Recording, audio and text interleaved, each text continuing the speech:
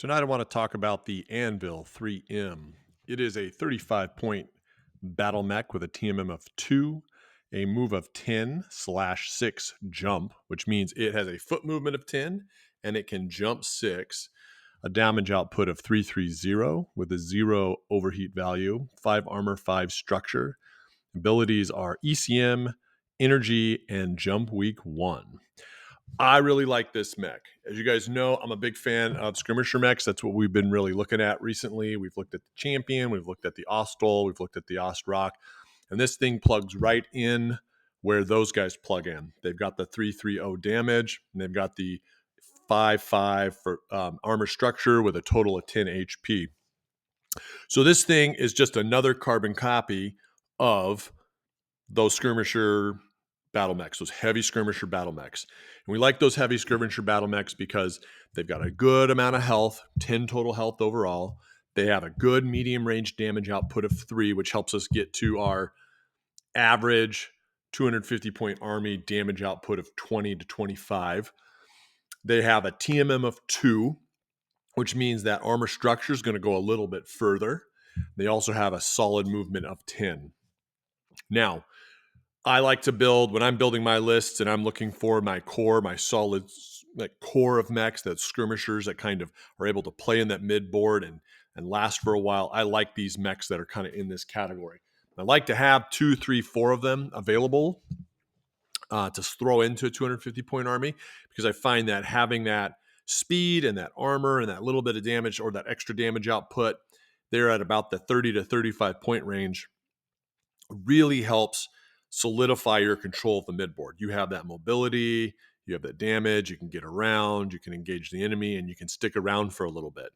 And when you throw 2, 3, 4 of these things at your opponent, they're all kind of doing the same thing.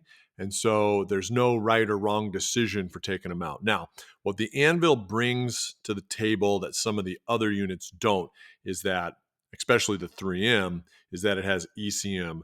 So if you're going to be running in a tournament where there's a chance that there's going to be C3, where there's a chance that, someone's going to probably try to sneak up on you and get those long range shots at close range, this mech can kind of shut that down.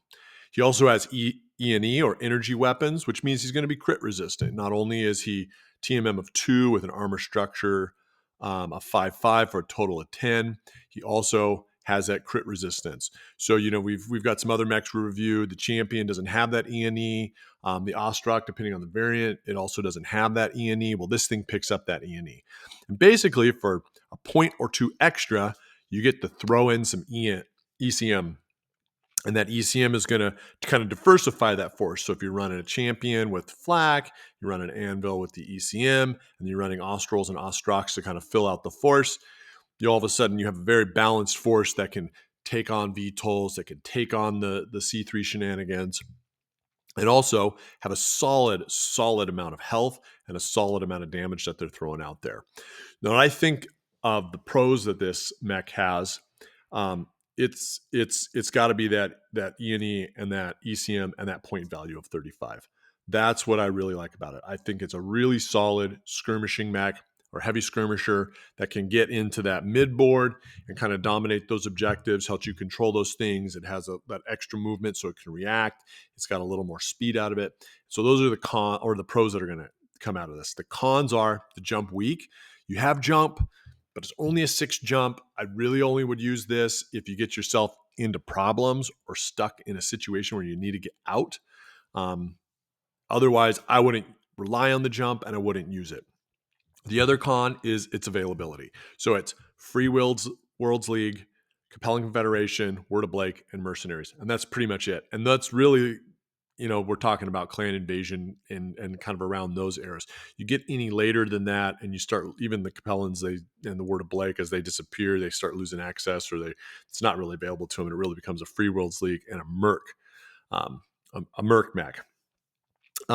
So philosophy of use, the way I'm going to use this, I'm going to use it just like the Ostrock, the Ostol, and the Champion. It's going to be there for midboard domination, for pinning my opponent in place. If I'm running 4 of these heavy mechs that are speed 10, TMM 2, you're basically invested for 140 points.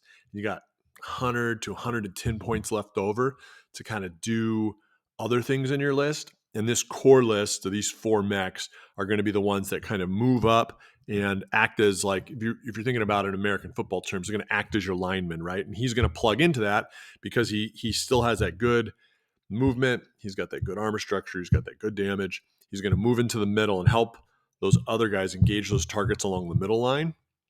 But he's going to provide some ECM coverage as well. So if someone's trying to sneak around and do some sort of shenanigans, he's going to be able to really lock that down and prevent that. You already want him in the list for a point or 2 more than what an Ostrak or an Ossol is worth. You're picking up ECM. And like I said, you'd ignore the jump, but it is there just in case. There are a couple notable variants that you could also consider when looking at these. I don't think they're quite as good for a variety of reasons, but they are worth considering. The first is going to be the 5M. It's 38 points instead of 35, and really all you're picking up is a long-range damage 2. I don't think it's worth it because, again, this thing wants to be in that mid-board. It wants to be at mid-range, and you're never going to utilize them. So I would avoid taking the 5M. The next one that you might consider taking, it's really not terrible, is the 5Q. It's 33 points, so you're saving 2 points, and you're dropping ECM, but you're retaining the energy weapons and the jump weak. So you're still getting that mid-board skirmisher. Maybe you don't think it's worth bringing ECM, or you got ECM coming in through another source, and you're playing in an earlier era where you're not, or you're in a meta where you don't think ECM is going to come into effect because people are running C3. The 5Q is going to allow you to save 2 points, which you might be able to invest in another spot. So I do like the 5Q. You have the 6M, which is 36 points, and it's basically the same as the 3M, but you're picking up tag. So if you're running a list that would benefit from tag, this could be an option. You're still getting that skirmisher functionality that I like with that movement and that TMM, that damage, that HP, but you're also kind of double dipping in bringing in 2 other abilities into this mech, the tag and the ECM, which can benefit your force. Now, you kind of have all your ducks in one basket here, so people might focus fire on him, try to take him out because he's dropping tag and he's also blocking ECM. So that is something to consider, but I don't think it's a bad choice.